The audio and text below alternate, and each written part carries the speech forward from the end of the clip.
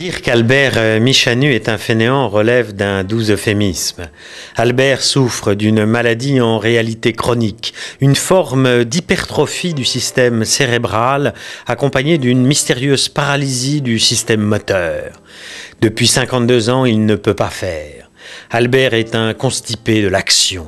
Toutes les formes d'agir le rendent malade par avance. Sans doute est-ce là la raison profonde pour laquelle il étudie de près la seule activité qu'il n'a pas réussi à faire échouer, sa production journalière d'excréments. Histoire de remettre en cause jusqu'à son origine, Albert Michanu est passé maître depuis des lustres dans l'art de la mise en échec. Tous ceux qui ont essayé de le faire bouger ou de le mettre au travail sont aujourd'hui morts ou naufragés dans un profond désespoir. S'il est une chose qu'il ne faut jamais remuer, c'est la névrose d'échec de Michanu, cette bombe capable de faire péter la terre. Couché en moyenne 18 heures sur 24, Michanu refuse d'agir.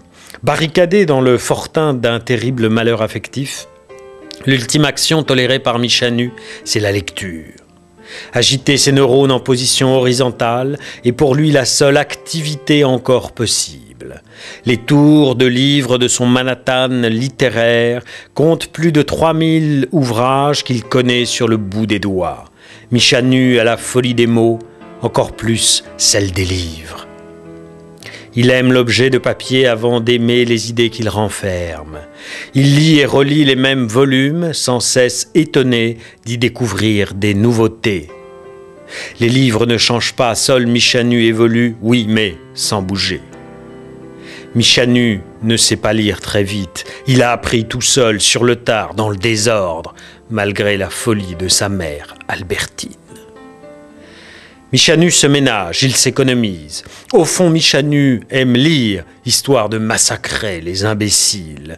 Il pense sec et dru, comme une rafale de mitraillettes. Il réfléchit comme un peloton d'exécution. Ses plus grands faits d'armes ont été de mettre en déroute la pensée de quelques sorbonnards à la poitrine gonflée de diplômes. Pour Michanu, penser, c'est une forme de jouissance inespérée.